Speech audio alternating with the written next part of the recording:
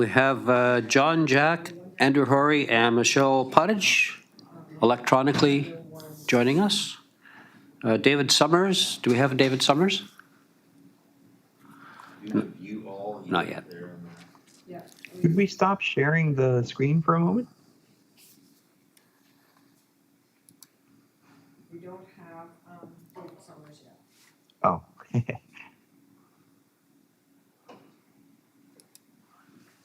Okay, everything's good. Okay. So we're gonna elect the chair.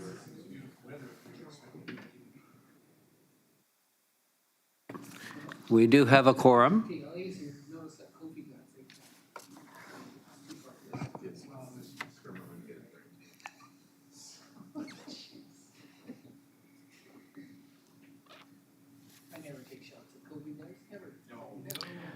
That looks like Director Davis coming in. Yes, indeed.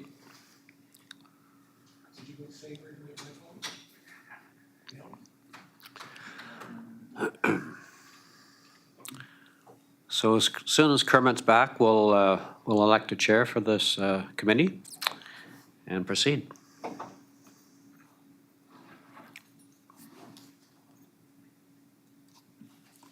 Where did Kermit go? Just get a drink. He said to go wash it.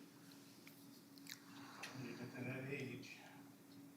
Are you gonna do some kind of intro about why we started this or? I thought you were gonna.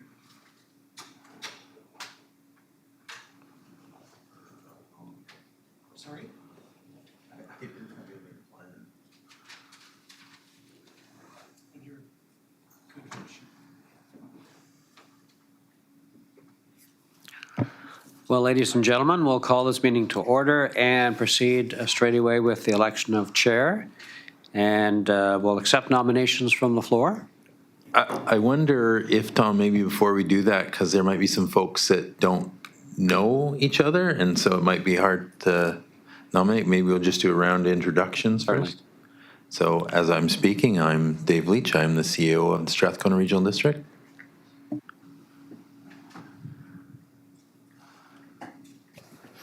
Kermit Dolan, Mayor of the City of Campbell River.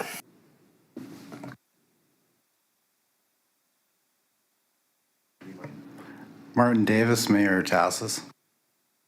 Mark Baker, Chair of the SRD. Tom Yates, Corporate Officer for the Regional District of Strathcona. And online, I guess we'll start with John Jack, if you wouldn't mind. Yeah, John Jack, Chair for the Alberta Clayoquot Regional District and Chief Counselor for the Lake First Nations. Andrew, you're there?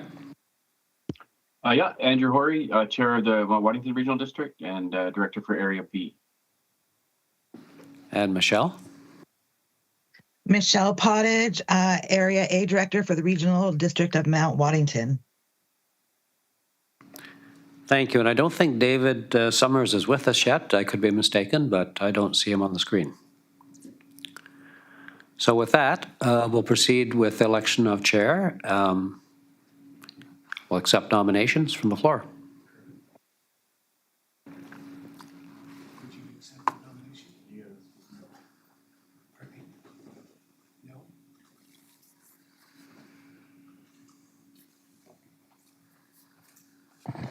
No? I'd like to nominate. Mark Baker. Second.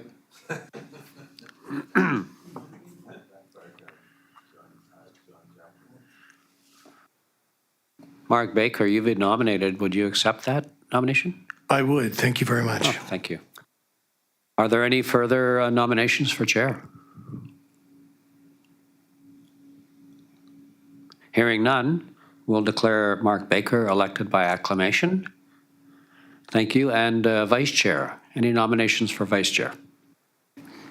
I'll nominate John Jack. John Jack, would you accept that nomination? I would, yes. Thank you very much. Are there any further nominations for vice chair position? Hearing none, we'll declare Director John Jack elected to the position of vice chair by acclamation. Thank you very much. And Mark Baker, would you like to take the chair? Well, thank you very much, everybody. And first, I want to start off by thanking everybody for being here. I believe this is going to be a very important committee to help support our island. So thank you again. Excuse me. So we'll do the adoption of the public agenda. That the agenda for May 15th, 2024 inaugural meeting of the Natural Resource Committee be adopted as presented. So moved. Director Davis. Second. Director Kermit Dahl for second. Discussion. All in favor? Opposed? Seeing none? Carried. So maybe if I can, Mr. Chair, as a bit of an introduction to folks and give some background on the terms of reference. So the Strathcona Regional District was looking for, I think, for lack of a better term, some direction on and advocacy in terms of natural resources. And, you know, we have a number of different types of natural resources in the regional district, as the other RDs do. And we don't really have a formal position on that or a tool for advocacy through that. I would say being here for 9 or 10 years as a group, the group has been split on a number of issues. And so there was a desire to establish a natural resources committee and figure out the direction that the regional district was going. I think our chair was at, you know, AVICC or UBCM or one of the conventions, and he had talked to one of the other chairs from the other regional districts, and they thought that would be a good role and they'd be happy to participate. So we were happy to have this as a 3 regional district group. We developed some pretty high level terms of reference. You've seen them, they're not too thick, and the purpose was that this committee could you know, help evolve those terms of references, one of them being participation. We talked about, sure, the 3 regional districts, but there's many First Nations, for example, within the 3 regional districts, and we didn't want to be the ones that said, okay, we're either going to have a cast of thousands or the committee itself is going to determine like how and what nations to include, if any, they wanted. So we've kept them pretty high level, pretty thin, and the intent was to get ourselves off the ground and have the terms of reference evolve.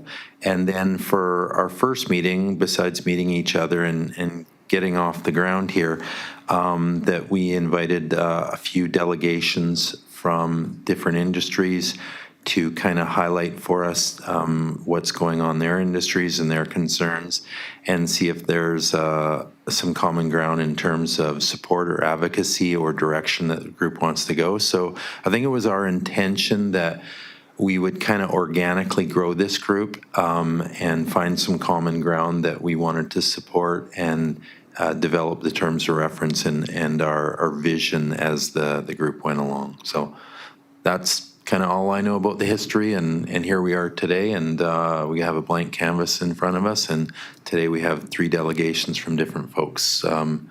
And I'm assuming, I imagine out of that it's likely going to come some resolutions, some directions, and we'll move on from there. Thank you very much. Petition and delegations from Truck Loggers Association. We have Mr. Bob Brash, Executive Director of Truck Loggers Association, will make a presentation regarding the current state of forestry. Mr. Brash. Thank you. Thanks, everybody, for the opportunity to talk to you today. Just a point, 15 minutes, 20 minutes? How much do you want me to sort of talk on for? Okay, good. Not sure how much you know about the Truck Loggers. It's a historic name. I mean, it's been around for 80 years now, the association. But really, we represent loggers. We've got about 400 members, which includes obviously logging contractors, subcontractors, suppliers, service industries, communities. A lot of you are members of our sort of association. Got some First Nation members. So we're quite actively involved in the forest sector. We basically stick our nose into just about everything that's happening these days, and there is a lot happening these days in the forest sector of BC. One thing for sure, though, is the North Island. Basically, I'd say from Nanaimo North is, you know, one of the epicenters of forestry in BC. I've got some data, you know, to show you their provincial stats, but Kofi just released a report that breaks it down by region. And that'll confirm, how important the forest sector is to northern Vancouver Island, and it's significant in this part of the world. But that's not to say we don't have some challenges these days. Oh, I gotta use the clicker. In terms of broad contributions, these are just some very broad figures about how much forestry contributes to the economy of British Columbia. And again, it's significant. 42,000 direct jobs, $7.2 billion in the lower mainland and Vancouver Island areas alone. In fact, by value, the biggest forest-dependent community in BC, unknown to most, is Vancouver in the lower mainland. GDP of $17.4 billion annually. Interesting enough, $9 billion of annual sort of labor income that comes from this industry. $6.6 billion goes to provincial governments and federal governments and municipal governments. In some towns, of course, it's significant, depending if they've got a pulp mill or some major manufacturing facility. I'm not going to spend much time on all the benefits of forestry because I think a lot of you folks know about, sustainable building products, thriving forests, sequestering carbon. We use every stick of the fiber out there, whether it's lumber, whether it's plywood, whether it's veneer, whether it's pulp, whether it's hog fuel, whether it's landscaping, barking products, we use it all. And there's even more products being developed as we speak. Right now, if you talk to the folks at FP Innovations, our sponsored sort of research agency in Canada, we're down to the nanotechnology of things that they're looking at in terms of products from wood. What did I read the other day? Even transparent windows from wood fiber, graphene coming from wood fiber, et cetera, et cetera, et cetera. So more to come. And of course, when it comes to years like this year, and hopefully not too much this year and previous years, we're pretty critical of being first responders to things like emergencies and wildfires, et cetera, et cetera. So we're pretty active in the economy of BC one way or another. 24% of all the exports in BC come from the forest sector. We're only second to energy. Our salaries are pretty darn good. We're well above the provincial average. 105,000 is the average salary. Provincial average is 73. 150 communities in the province, at least, are dependent upon us. We're pretty good givers to the community too. I think a lot of you just have to go to the local arena and local events to see the sponsorship by forest companies, et cetera. We're pretty strong community supporters. Unbeknownst to a lot of people too, there's been about 3 surveys done lately that I'm aware of, and they all confirm the same thing. Contrary to what you're sometimes reading in the paper, 75 to 80% in these 3 surveys of people in British Columbia either strongly support or somewhat support the forest sector in British Columbia.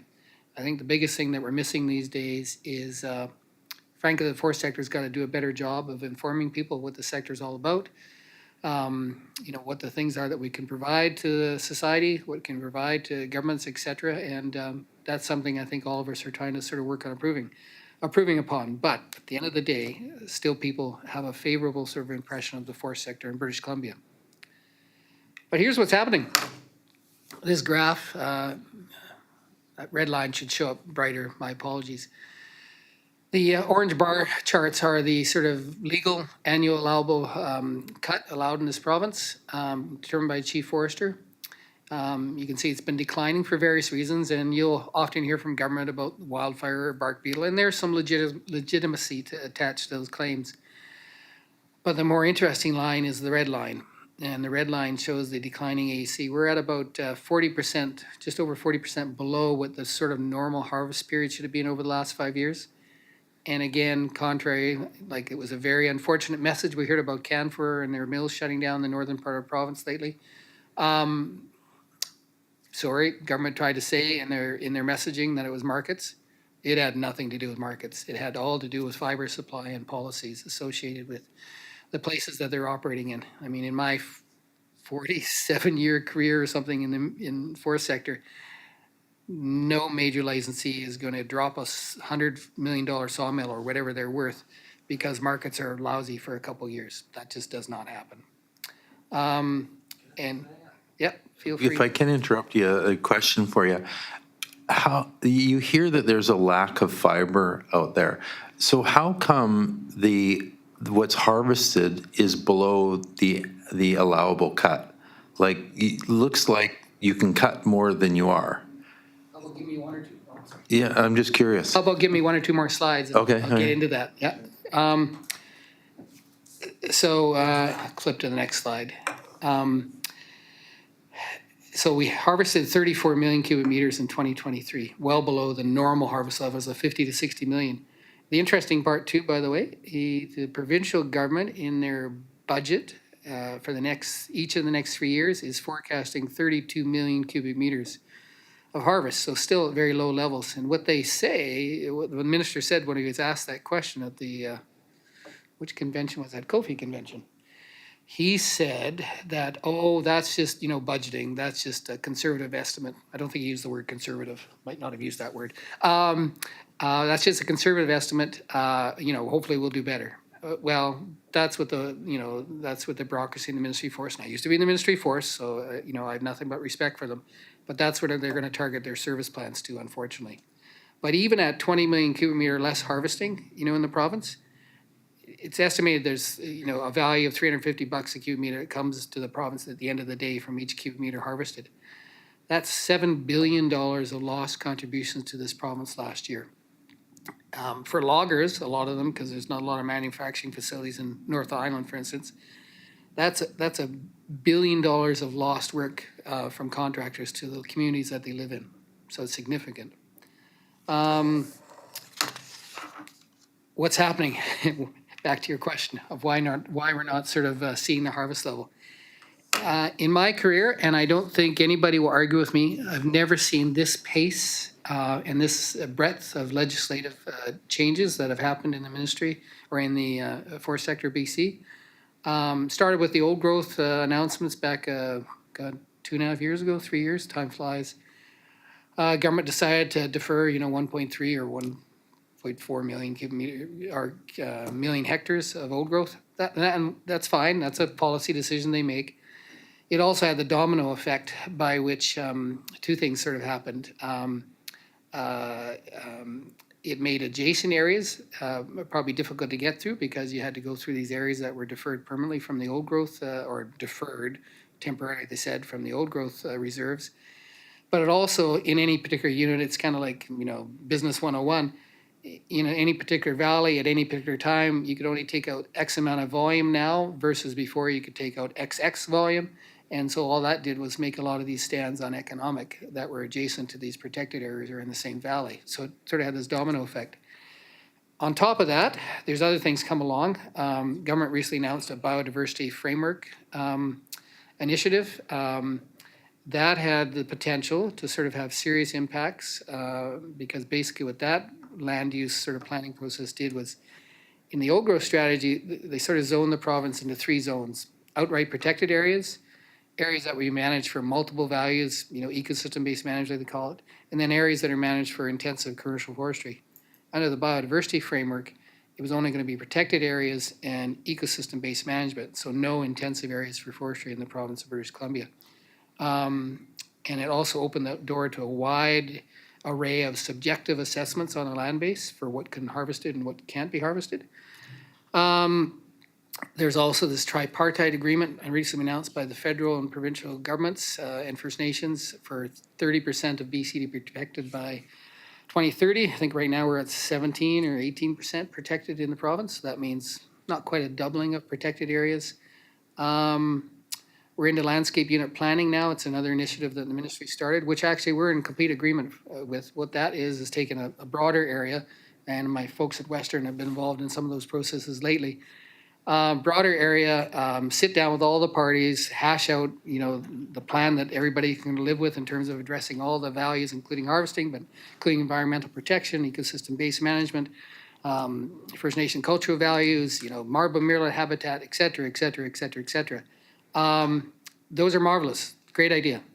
The problem is it's probably going to take 5, 10, 15 years for the province to sort of complete those. In the meantime, what do you do? And the inevitable sort of situation is that people want to defer making decisions pending the outcome of these finalized landscape unit plans. There's been recent legislation for the Forest Act that now gives increased discretionary powers to the decision maker, which is the district manager at the local level, for issuing of cutting permits and harvesting permits. And now that can be for very subjective reasons, whereas before it was for very objective reasons.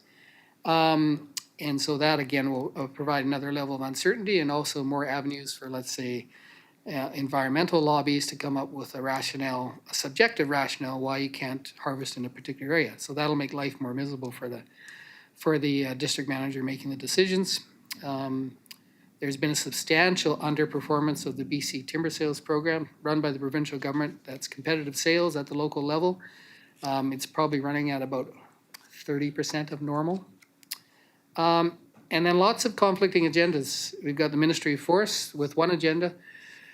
They've recently sort of separated into some responsibilities, especially on the sort of planning end of things, to the Walrus is the nickname. What's that? Water, lands, resource stewardship or something like that. Everybody calls it Walrus. Even the bureaucrats call it Walrus. But the Ministry of Forests might be committed to a thriving forest sector. Walrus probably has a totally different agenda. So that's the problems we're into. I'm probably running out of time. Okay. For a moment. Director Jack, do you have any questions before you run off? No, I don't have any questions at the moment. I really appreciate the lay of the land that's being given, so I wouldn't mind following up later, on anything I may have missed, Mark or any of the folks who will be presenting today. Thanks for the opportunity, though. Okay, thank you very much for being here. Just a word, Mr. Chairman, just to let the members know that we are recording and this will be posted on our YouTube channel. So all of the content will be there. There you go, members. Mr. Jack. Thank you very much. Great, thank you. Okay. No, last point to sort of make is that BC historically and currently has a very well-funded and resourced environmental lobby. Nothing wrong with that. But some of them have agendas that are decidedly different than the health and prosperity of the BC forest sector. Just as a comparison, couldn't resist putting in there this little slide. Sweden and Finland, not quite as good a growing site as BC has, in my mind. I think most of you can appreciate that. They have a productive forest land base that's similar to BC after you do all the deductions for areas that are inaccessible, et cetera, et cetera. They had a 70 million and 90 million cubic meter harvest in the last few years, each of them, respectively. Remember I said we were at 32 million cubic meters last year. Wildfires last year, a few hundred hectares over the last few years. It's because they have good intensive management of their forests. They have ready access to their sort of forests. A little bit less than the amount of wildfires we had last year. And I think this is a statement that people are saying increasingly more and more, is that BC needs more forest management across the landscape, not less. And the reason we say that is, for instance, a simple example for wildfires. My dad was in the Forest Service. They fought forest fires for decades. They did a good job. They were pretty good at suppressing forest fires. But what happened was that in a vast majority of areas, unlike what Mother Nature did, is you had many areas build up fuel loads because we protected them from fire. And what happens now when a fire happens in those stands, there's more fuel, there's more opportunity for the fire to become more intense, there's far more opportunity for to go into the crowns and become a really devastating type wildfire. That wasn't in existence, before we all showed up. Mother Nature rifled a fire through the forest, not in the coast of BC, it's different than the coast, rifled a fire through the forest of the interior I think the stats are every 40 to 60 years kind of stuff on average. So we're changing the landscape out there. Next slides. Short-term needs. I won't go into this too much detail, but many of us are doing our very best to sort of advocate and lobby with government about the changes that are needed on the short term. The concern is, and if I talk about contractors in particular, but I think it would go to just about anybody in the forest sector, is that if you stay at the 32 million cubic meter harvest, or even the threat of lower, that's going to have, as described before, thousands of jobs at risk. Well, you will lose thousands of jobs. you're going to stifle the investment climate for many, many, many, many years, if not decades, in the province for the forest sector. And then, in particular, a lot of our contractors are having trouble getting people now, like everybody is, and probably most businesses. But it'll probably be worse in the forest sector. And so in the future, whatever the AEC becomes, whether it's 32 million cubic meters or 25 million cubic meters or 40 million cubic meters, enough people might get out of the business that you will not have the capacity to sort of deliver that AEC, whatever it is, in the future. And that's a concern that all governments should have, because it's all the ramifications of tax revenues, GDP, et cetera. So lots of us have all kinds of things that we're throwing in front of government. Is government listening a lot right now? That's uncertain. One thing some of us are trying to do, and you're getting a sneak preview at this, is that, in fact, I just had a call at 1 o'clock this afternoon. A few of us have been working on sort of trying to do a better job of sending out information to folks about the forest sector and advocating for the forest sector. So this will probably come out on Tuesday or Wednesday next week with the sort of slogan, Forestry Works for BC. Its prime job is to just provide factual information about what's happening in the forest sector, some of the benefits of the forest sector to the province. And the biggest thing that is different this time is that actually we've got representation across all sectors in the forest business, and this is widely supported, across the board. Is it a big flashy campaign? No, it's not. We don't have that much money, but the job again is to sort of inform people about what's happening in the forest sector. Many of us have many contacts at the sort of municipal type levels, so we intend, and hopefully even through you folks, to be able to sort of take advantage of that if you're in support of some of the things we're trying to communicate to folks. These will be the type of messages we're talking about. A stronger BC needs a strong forest sector. It's not just trees versus jobs. It's quality of life, an AEC we can depend upon, and it's time for the BC's click. Oh, doesn't want to click that one. Anyway, oh, there it is. It's time for BC's leaders to commit to both a strong forest sector and an AEC that we can count on. We've even taken liberties, complete liberties, and provided a potential sort of motion for you folks to consider in terms of presenting that shows some support for the forest sector in British Columbia. If you can sort of contemplate this or think about utilizing it, that would be great. And we can, provide any sort of more information you need to sort of see if you can support that. But there'll be many spokesmen under this Forestry Works of BC involved. It won't be just myself. It'll be folks from the value-added sector. It'll be other logging associations in the province, the Interior Lumbermen's Association. Kofi's involved a bit on the side. The unions have been involved in this, so good representation across the sector. The last thing is, and my spies tell me that you're even aware of a bit of a letter that we took the liberty in the truck loggers of drafting up, an open letter to the Premier. And in that letter, we basically say that, hey, things aren't so good right now, and that we think there should be a different path towards a solution that we can all sort of agree upon. I sent it to my membership without too much difficulty. I've got over 250 signatures so far.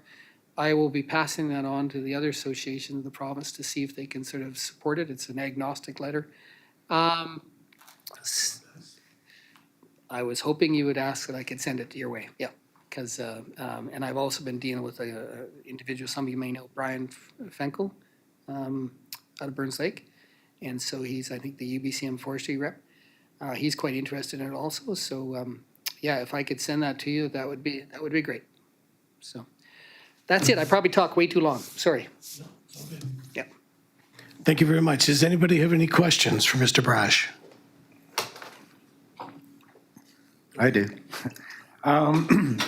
Can Can you speak, like, from your experience regarding the whole decision-making process with the government? Because that's one thing I've been frustrated with. I know for the village of Tassus, we've managed to negotiate with First Nations and Western Forest Products agreements around logging in our area, like what is open for logging, what old growth should be set aside. We actually have a letter of understanding. And I brought that to Katrine Conroy when she was a forest minister 2.5 years ago. And I said, here's a template. Just can you guys roll with it? And they said, well, we have to do consultation. That was 2.5 years ago. Nothing has happened, no decision, even though we had agreement with the various sectors in our area. And I'm just wondering, anyway, what your experience or thoughts are regarding this process. Yeah, you know, and it's been a few years now, but I used to be one of those district managers. But at the time that I had to sort of make decisions, I mean, and this is part of the answer, when I had to make decisions, I mean, it was in a difficult situation, it might have been a file note, sometimes handwritten, if I remember correctly, and maybe a couple pages long where I gave my rationale for, you know, approving a sort of contentious area. Now they basically have to do a thesis on any area if there's any sort of challenges to it. And so whether it's First Nations consultation, whether it's environmental sort of groups that raise objections, whether it's even sort of, you know, the many assessments we have identify some sort of values in there that were unanticipated. District managers are risk adverse to making decisions right now.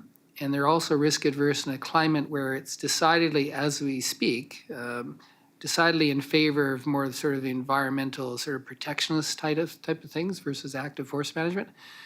So, you know, they put the decision makers, in this case, from the vast majority of it, district managers, in a very sort of difficult thing where they're getting hit on all sides, 360 degrees around them about, you know, the concerns of many. And at the end of the day, right now, and you know, I hear government's attitude is changing, and might be wrong, but I hear it's sort of shifting because they're seeing some of the impacts from their decisions. The inclination is to, you know, not make a decision or defer a decision. So that's the best I can do in answering the question. So, yeah. Anyone else have a question? Not a question, Mr. Chair, but maybe we can treat the proposed resolutions as a notice of motion, and we'll bring those to the next committee meeting for consideration. We'll treat them as a notice of motion and just bring them to the next committee meeting so folks can have we'll circulate and have an opportunity to read through them and then bring them up at the next meeting for discussion. And if supported, we can move them. And Okay. So how soon do you think you'll be able to get us that letter? For our Tonight. next meet? Tonight. Tonight? Okay, well, all Just tell me. correspondence will be sent to, just to send whatever, like corporate services correspondence communication you had, just send it to that. Yeah, we'll get it. Okay, good. Yep. okay. Well, thank you very much, Mr. Brash, for being here today. No, thanks again. Thank you for the opportunity. And never hesitate to hit us up if you need any information or further involvement. We're there at your service. I appreciate that very much. Thank you. Now, we also have the Association for Mineral Exploration. Just to advise that Karit has let me know that he's been delayed with his meeting that he was currently in. We might want to consider doing delegation number 3 ahead of number 2. Okay, thank you. Anybody object? Nope. Okay, Council of Forest Industries, Kofi. We have Michael Armstrong, Vice President and Council of Forest Industries, will make a presentation regarding the importance of forest sector in British Columbia and actions and the Council of Forestries.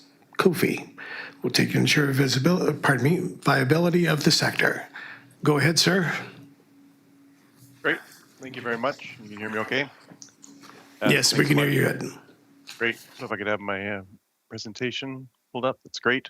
So, you know, obviously Bob Rash. I work very closely with Bob, and so might have covered some of the material that I'll talk about, but if there's a bit of a repeat, we did talk a little bit ahead of time. I'll sort of skip over that, just in the interest of time. But just if you go to slide 2. So my name is Michael Armstrong. I'm the Vice President and Chief Forester for the BC Council of Forest Industries. I've been here about 7 years, and just interesting.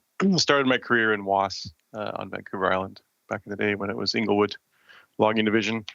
For those that don't know, COFI, I'm sure you all do, but just to recap, COFI is an advocacy organization. We have about 18 members throughout the province, and I guess the ones that are on the coast would be Western Forest Products, Mosaic, A&A Trading, and then Paper Excellence, some of their pulp mills.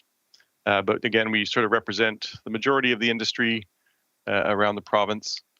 And we have companies that, have tenure, have sawmills, pulp mills, pellet plants, and value-added plants, just for background. The next slide. Not sure everyone can see the slide, but so the next one, coming up now.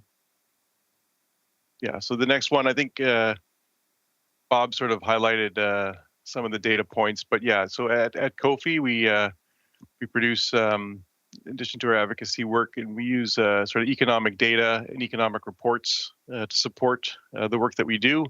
So we recently issued this report. I won't go into detail. We all sort of know the importance of the forest industry, but just in terms of what COFI does, we produce this report, and then we circulate this to as many people as we can. We launched it just before our forestry conference a few weeks ago. And then also COFI has been at all the regional UBCM meetings where we've had these available. So I went to AVIC, SILGA, AKGLB, and then we have some people in Smithers right now, and we went to the Lower Mainland as well. So we just sort of get the word out, just remind everyone of the importance of the forest sector, and again, throughout all of BC. I won't go through it in detail. If you need copies of that report, just let me know. Next slide. So the next one, so Bob sort of covered off something similar there, just showing, supply constraints, where the AAC is versus the actual cut, and the implications to the industry on that. Now, government, there was a question earlier about the annual allowable cut. There might be, because there are the forest landscape plans that are happening throughout the province, and the annual allowable cut isn't updated in real time. It could be argued that the AAC is probably lower than what's shown here, but not substantially lower. And so industry is in sort of transformation and change, but I think government would argue as well that, they did a bit of an overshoot, like 32 million is definitely probably not the number, but with market conditions, but also with the pace of policy change and sort of industry and everyone's sort of trying to keep up. 2 million is not where it should be and not sustainable. Next slide. And of course the implications to that, plus also BC being one of the highest cost jurisdictions, it is becoming more and more difficult to attract capital. You see many of our members investing elsewhere. They do, maintenance expenditures in the province, but it's been a while since it's sort of a new mill or a new addition. And then we saw the Canfor Houston news last week, just in terms of trying to maintain capital. And so as we sort of move into transition, the industry, and I'm working with government on sort of also it's like a value-added project, trying to get more value-added mills and operations in BC. That's sort of constrained a bit by, if it's difficult to finance these new operations and give confidence to the market as we sort of transform the sector. And next slide. Yeah, so I think Bob, had a slide on this similar. So there's a change, as I mentioned, changing industry. There's a revenue share and economic reconciliation with First Nations, DRIPA. There's many First Nations have tenure. It's sort of being driven mostly on the coast, which is great, and it's sort of moving throughout the province. So that change. There's also change in sort of society's sort of wants and desires for the forest sector in terms of bold growth, value added. And so there's just a lot of policy changes, and we're sort of finding with government that they initiate the policy change, but they don't really have an implementation plan for it. And they're all sort of compounding, and we're sort of finding and that's maybe why sort of the 32 million number is sort of there, and sort of it's hard for the planning forester to work through all the changes. It's hard for the Ministry of Forest staff to work through all the changes in real time. And it's also difficult for the First Nation referral departments, as they sort of have capacity issues and understanding all the changes. Like all three groups, sort of the companies working on the permits, the ministry trying to approve the permits, and the First Nations trying to do the referrals and consent. Everyone sort of has capacity issues, understanding all the changes that are happening in real time, and not great sort of communications from government on how all these policies, where they do overlap, how they all interact. So I think one of the things we've been asking for is, okay, just a pause on policy change. Just let sort of the three groups work through all the changes that have occurred, and then and let us sort of have a space of not constantly compounding new policy. Next slide. And so just at a high level, just talking about sort of what Kofi's been working on. We sort of, again, recognize that there is a transformation happening in the sector. We're not going to be obviously the same sector. When at its peak, we were harvesting 85 million cubic meters. We're going to be maybe 32 is too low. Maybe we'll sort of be in the 40 million range. So we know that transformation's happening. And so one thing we've been calling for is sort of a roadmap or a strategic plan by government. So I'm a co-chair on the provincial forestry forum. So we're working on that. So that's sort of the long-term vision, and it seems like an easy or an understandable request. And it's just trying to incorporate all the changes that are happening, where we think the industry is going, and then everyone can sort of work towards that. So hopefully we can get that up and running. But in the meantime, we're saying we need to sort of get from where we are today to there, sort of in a systematic and organized function, or you'll see sporadic mills closed, unintended consequences. Bob Brash, some of his contracting members, not be around, and then we need them for firefighting or as we move into more thinning. So we've been working on these three priorities. We're calling them the transition measures. We've been working with other associations, so Bob Brash's group, the other contracting associations, the other organizations similar to Kofi, the Pulp and Paper Coalition, and we're working with the government as well as the BC First Nation Forestry Council. And what we're looking for is to stabilize and increase fiber supply. So again, sort of stabilize the 32 million. And when we say increase fiber supply, we're not saying go back to the 60 million, or we know we're not going to achieve AAC with all the changes, but get us closer to sort of a sustainable number with all the change of pace of change. And so one specific thing there we've done is we've worked on a permit process. So that's looking at the development of a permit. Obviously, that's a critical phase for forestry to be able to harvest. So we're going to issue that report here probably in the next week or so. We had a consultant interview about 79 people around the province. It included Ministry of Forest district managers, included BC Timber Sales, timber supply managers, included Lenny Joe at the First Nation Forestry Council, 5 or 6 First Nations with tenure, all the major tenure holders, and all the other associations. So it's pretty comprehensive. We've talked to Minister Ralston and Minister Mercier sort of about that, and they're looking forward to seeing the thing, and we'll have some concrete sort of recommendations coming out of that.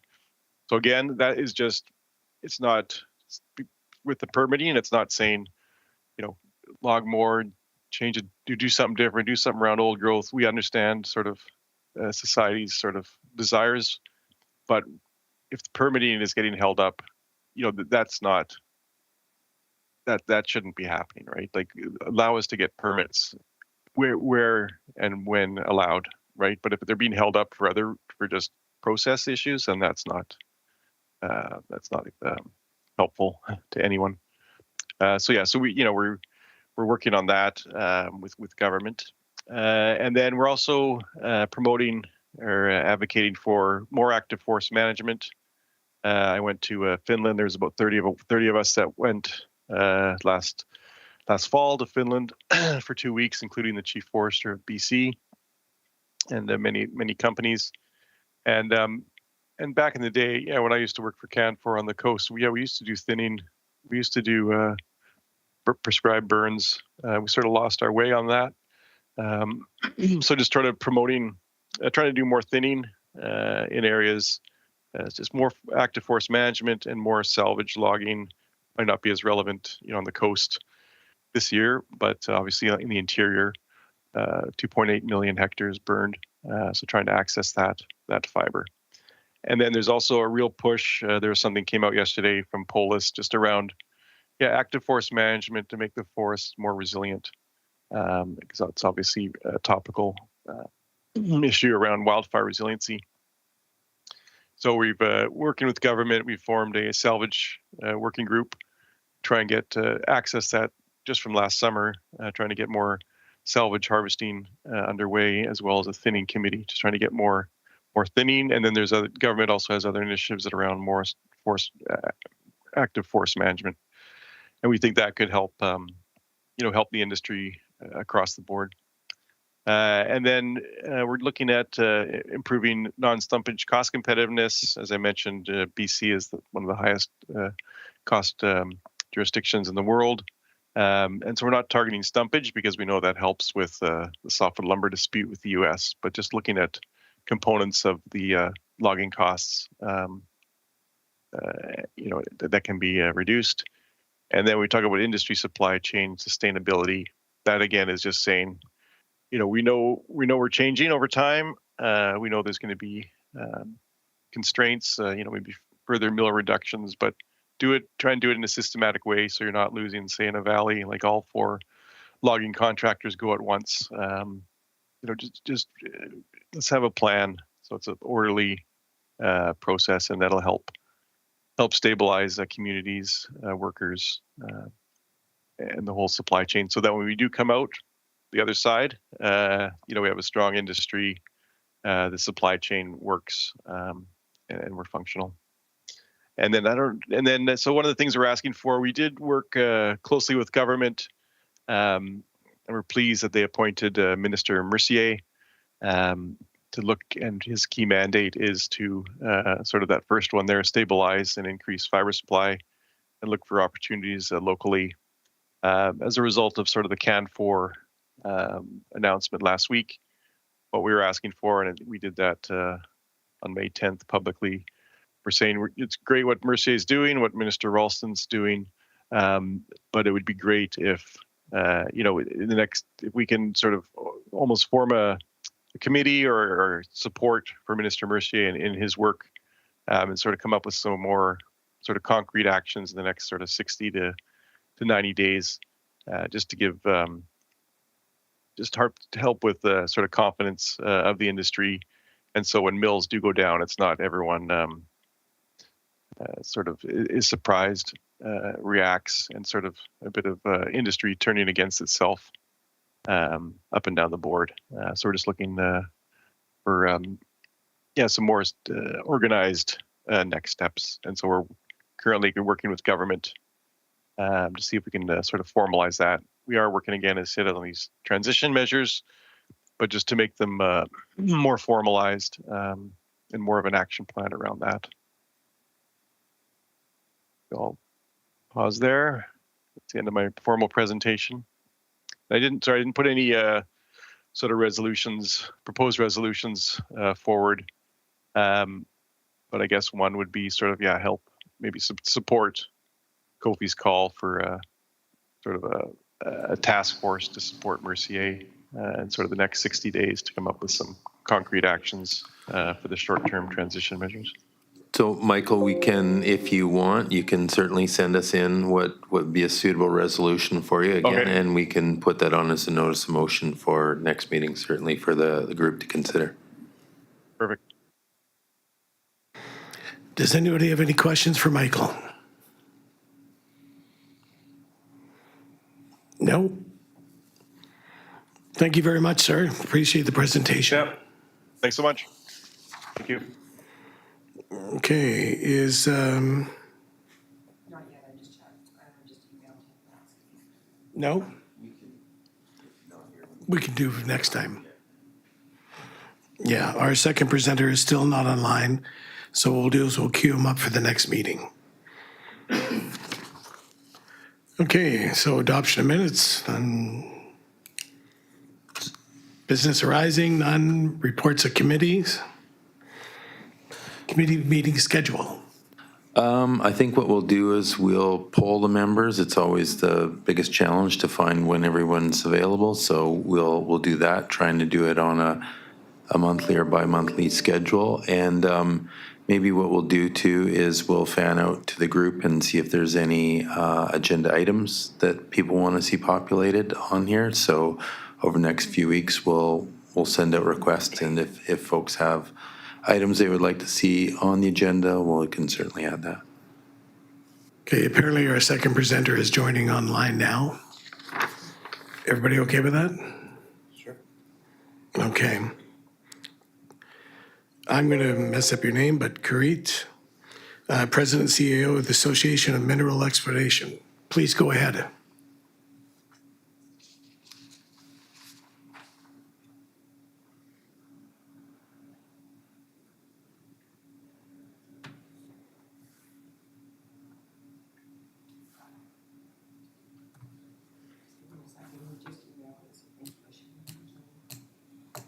Okay, we're just on pause for a moment.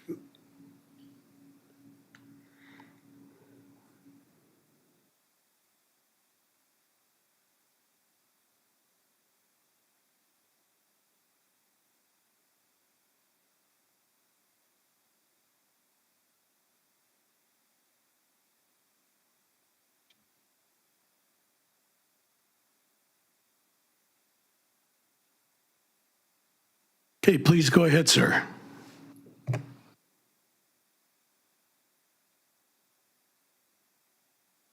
I'm sorry, can you hear us?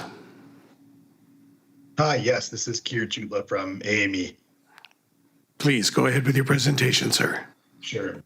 Hello, everyone, and thank you very much for your patience. Just here in a meeting with Minister Jagrup Brar.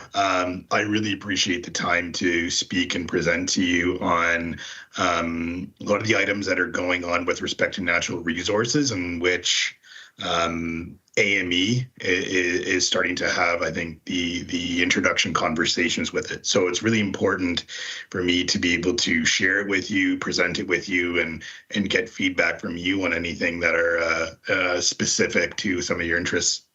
So my role is as the president and CEO for the Association for Mineral Exploration. So we have over 5,000 members who operate in mineral exploration and mining in BC, or who are based in BC. My background is I practiced Aboriginal on regulatory law for about 10 years in Alberta, BC, and Ontario, working with proponents in oil and gas, forestry, LNG, and also in mineral exploration mining, and with nations to build deals between nations and companies and natural resources.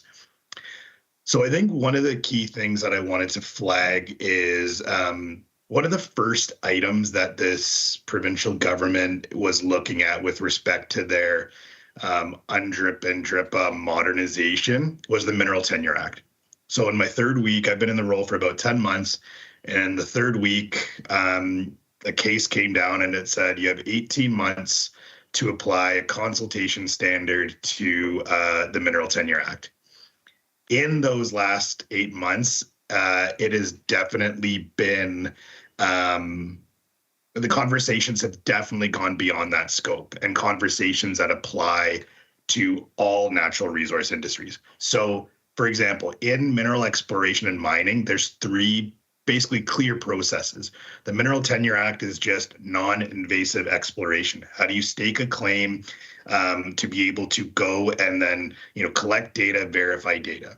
Now, drilling is for the Mines Act and requires a notice of work permit. And when you mine, there's clear permits that are there. All of the different industries in BC have comprehensive regulatory processes. BC is one of the best, if not the best, for regulatory standards that are very much higher than other places in Canada and in the world. So I was recently in a meeting with the Walrus Ministry, so the Ministry of Water, Lands, and Resources, and some of the feedback that I heard there is, well, what can BC do better to improve our poor reputation? And my response is, who's telling you BC has a poor reputation? And the answer was usually environmental NGOs from outside of the province. So my response to the minister and for the folks in government was saying, BC has already the best regime for this.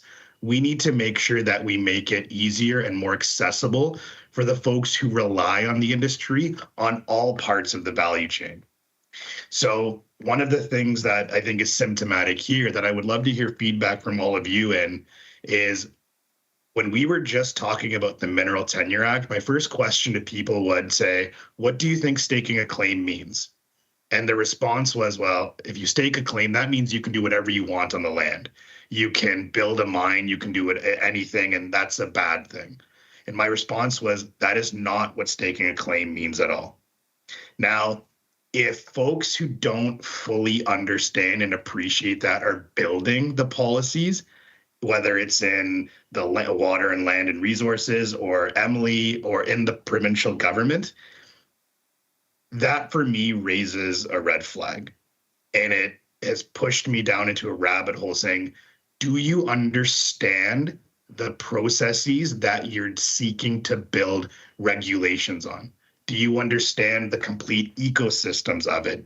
Do you understand that a prospector is different from a junior, from a mining company, that they all have different capacities? They all have different key roles in the natural resource ecosystem, and that mineral exploration and mining is tied to the success of LNG, is tied to the success of forestry, is tied to the success of the entire value chain. So where are we now? And I think I'll move on to the next slide, and I can chat a bit more here as well. Is this is symptomatic of a bigger issue in British Columbia. In the 3rd week when this case came down, I went to Victoria and I met with Minister Osborne, Minister Rankin, Minister Cullen, and Minister Bailey. So that's Energy, Mines, Low Carbon Innovation, Lands, Jobs, and Indigenous Relations. And I said, yes, this is just the small gear that is Mineral Tenure Act, but you have a lot of other stuff going on that you've either proposed or are proposing, which included Land Act amendments, land use planning, tripartite framework on nature conservation, biodiversity and ecosystem health framework, government-to-government negotiations, which is just BC and Indigenous nations, which industry stakeholders are not privy to. And we have seen decisions come after the fact in which we've had to say, hold on a second, how come we didn't get consulted on this? Moratoriums on Crown land, whether those are formal or informal, watershed security strategy, coastal marine strategy, and the critical mineral strategy. Why I bring all these things up is what I asked the ministers, and I asked the premier this 2 weeks ago, as I said, we're being handed a bunch of different puzzle pieces, and we don't know if they're from the same puzzle, but we don't know if you know what the full picture looks like. So my question is is there an understanding of how the totality of policy and legislation that the government is putting forward contemplates how it will impact all areas of the natural resource economy, how it will impact the legal rights that BCers have with respect to tenure? Does it respect the fee simple rights that BCers have in different areas of the land? And are you actually putting that into policy development before putting it out? Because effectively, it was like we're being handed a box that's wrapped really nice, but there wasn't much in it. And then us being asked to sell it to our members. And if we don't, the implication that we're anti-environment or anti-reconciliation or anything. No. We want sound policy that has our input, and I think all of your different inputs into it, to ensure that all of the local economies and the people that rely on it, including Indigenous nations who are part of our organization, have the certainty to move forward. That capital still comes in to these communities. What works for the biggest mining company doesn't work for the junior explorer or the local service company that relies on this capital coming in. So where we're at now is there's a few other things that I think would apply and I think are applicable for all of you to be aware of. Is the Mineral Tenure Act modernization is an important thing to keep an eye on, because this is the first item that government is using now to see how they can modernize it pursuant to UNDRIP and DRIPA. So this is important, and this is what I've said is it's going to take time to get this right. You can't rush it. You can't sprint a marathon, no matter if there's an election coming up or not. We need to ensure that constitutional legal principles, administrative legal principles, fairness to people who own tenures and who own properties are considered, and that it's done in a positive sum way. The Gitgala case, an AME organization, is intervening in that case. And the key item here is that the judge said in that case that the Mineral Tenure Act is constitutional, and that all that's needed here is a consultation duty. Now, what you're going to hear a lot, and I'm sure you've heard a lot about it, is UNDRIP, DRIPA, and what FPIC is, or what consent is. It's being thrown around a lot, especially by folks who don't fully understand it. Our law, Canadian law and BC law, emanates through the Constitution of Canada. And through the Constitution of Canada, you have what's called Section 35 rights and a huge body of case law. It's one of the most comprehensive, if not the most comprehensive, Aboriginal law frameworks in the world. When UNDRIP was developed, that was developed for countries that didn't have that type of standard.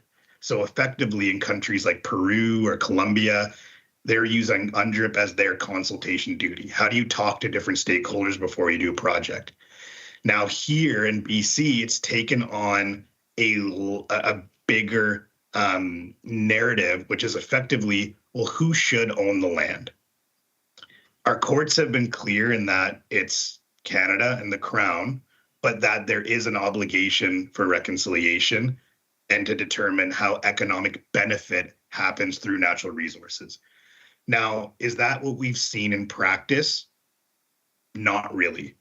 So even though the court decision says, here's how you all do it in a way that works for everyone, we've seen the provincial government instead put forward Land Act amendments, which didn't specify how rights would be passed over, and then have since been put that on pause. The interim orders in Gitgala and Haida territory, which is supposed to happen through treaty negotiations. That's the legal way it's done, but instead has been transfer of rights through side negotiation. And this is all extremely important, people. Like this is fundamental to how we operate as a country, right? And the question I asked the Premier is, even though my project is just this, it's the Mineral Tenure Act, it's like the Parking Ticket Act, it's now become a lightning rod where everyone wants everything done in it. and is trying to be like the Highway Act. The scope of any project that we're working on, whether it's Mineral Tenure Act or anything involved in forestry, has to be scope specific and has to be done in a way that ensures that everyone who relies on it is still economically viable, meaning you don't take land, you don't take rights away from people to build a new system forward. So we're going to see how these things start playing out. But what I would encourage everyone here to do is, you know, is to continue sharing what some of those concerns are. And I have been very clear with the government saying, anyone who's concerned about their land rights or their ownership rights, or even if they're going to have a job in the future in the natural resource economy, should and must be considered as valid, legitimate questions. Because we've seen the government push back at times saying, if you're asking X, that must mean you're anti-Y, and that's not good for anybody. So we've kind of course corrected saying it's time for us to have a real conversation. The government is listening. I'll be meeting with the premier again, probably in a month. And now I'd like to just pass it over to you folks for questions or comments to hear what are some of your concerns? What are some of the things that are applicable to you and your community there? I know you must have seen there was a Jade Placer issue as well that stopped that production there. And we've also seen the increase of what's called ALUA orders, which is environmental protection orders that effectively say, hey, we're going to stop natural resource development here. It's not supposed to be like that, but that's what the government has been doing. So yeah, I'd like to pass it over to folks here. And if you have any questions or comments or just want to learn more or to see how we can all work together in this kind of common collective goal. I'm a really strong proponent and believer in Canada's natural resource economy, our geopolitical security, you know, advancing reconciliation through economic reconciliation, but ensuring that everybody benefits and everyone has a place in it moving forward pursuant to our Constitution. So thank you. Thank you very much. Members, do you have any questions?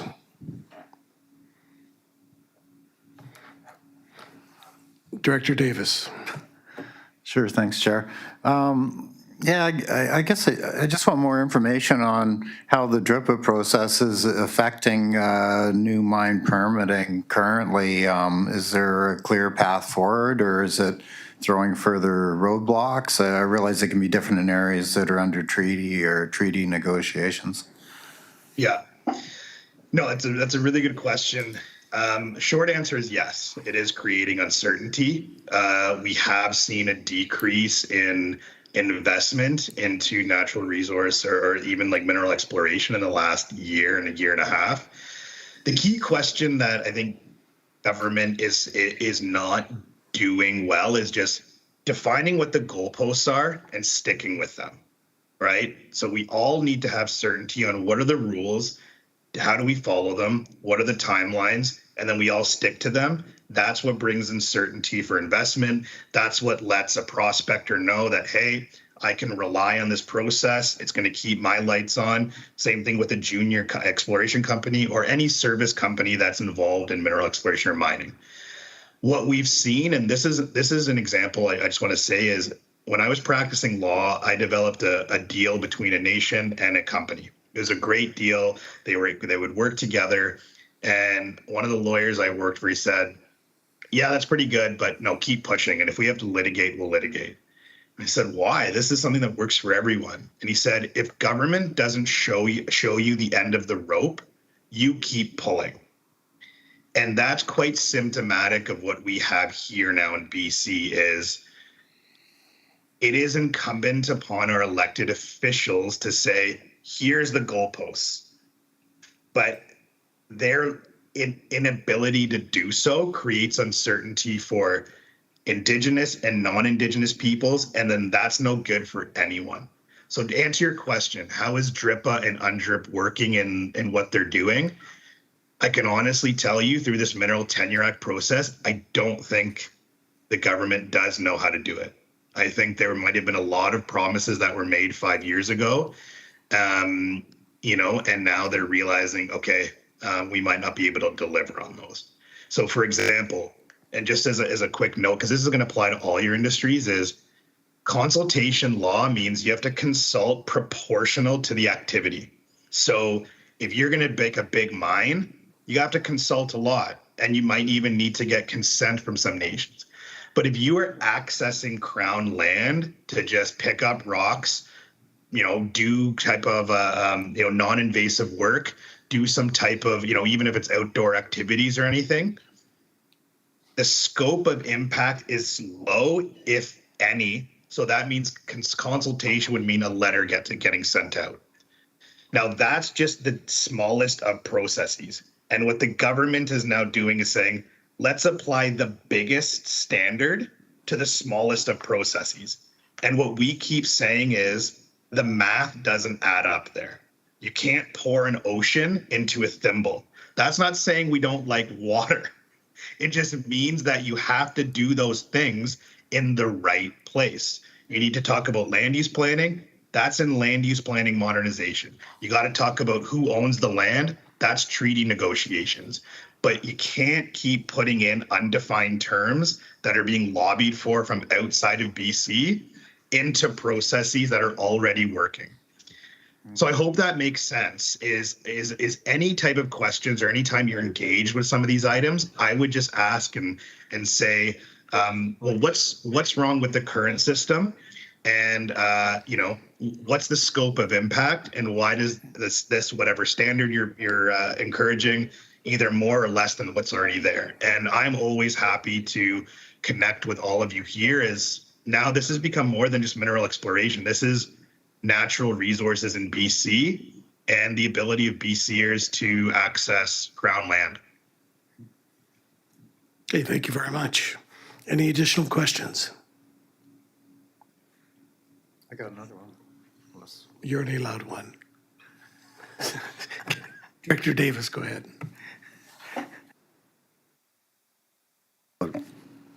Yeah, thanks for that. That really helped a lot in giving us a better understanding. I guess my other question, I don't know if you can answer this, is I know in the Tassus area where I live, I've seen a lot of mineral exploration going on in the last little while. And I guess my question is, whether you can answer this or not, is what are the prospects in our regional district currently? Because I do see a lot of activity and interest, and I make a point of talking to those guys that are flying the drones and helicopters and looking at things. And I was just wondering what your take is on possible new opening of mines in our regional district. No, that's a really good question. I don't know about in terms of the tangible, desire, if there is of building a mine or doing any drilling. But what I do know is that, AME and our members always want to, and we encourage all our members to engage early, not only with nations, but local stakeholders with respect to how any type of exploration is done. So, and I think that's one of those key questions is that, if you see drones flying around or people doing things, you might wonder, hey, what's going on? Right. And I think to answer that, hey, what's going on, is that's what we want to do better in terms of encouraging our members to let folks know. One of the things we are working on more through our geodata and science is to give updates more to folks saying, here's what the mineral potential is, and here's what could be developed or what could be done to access it. So what I'd love to work with your group more is to say, we'd love to provide that. Here's that summary analysis of the activity in your area. Here are the different proponents who are working on stuff. Here are some of the different nations who are working on stuff, and seeing how we can keep you informed more proactively. Okay, well, thank you very much, and thank you very much for being here today. Just a word from the CAO. Yeah, so Kirit, if there's a motion or something that you want us to consider, we can certainly reach out to you, and you can provide that to us, and then the committee can discuss it at the next meeting. So we'll connect with you and see if there's anything you'd like the committee to consider at the next meeting. Absolutely. I think something for your committee to consider now, or even develop a proactive policy or a letter to government, is if the government is contemplating any type of land use plan or conservation area in your area, similar to how it was in Haida, I think it's a really good idea for groups like yours to say, we want to be in the know and we want to be engaged proactively before anything is done. And I think it's a fair question to continue asking ministers. Do you plan on doing more land use plans? Do you plan on doing any more ALUA orders? Do you plan on doing any more things that impact the land? Because we've always said to the ministers, have you talked to the local communities? Have you talked to the local businesses? No. Probably a good idea to do so. Agreed. Thank you very much. Appreciate your My time line is today. always open. Please feel free to contact me anytime. My apologies for the delay here, but always here to help and to connect. And please reach out to me anytime. Thank you. Thanks all. Okay, correspondence, none. New business, none. Adding amendment, no. Amendment, closed items, no. Termination. That the May 15, 2024 meeting of the Natural Resource Committee be terminated. Move termination. Second. Director Dahl, second. Discussion? All in favor? Opposed? Seeing none, motion is carried. Thank you very much, everybody, for being here. As you said, it's online. All the presentations will be online, correct? Yes, Mr. Chairman, we'll do that, and we'll be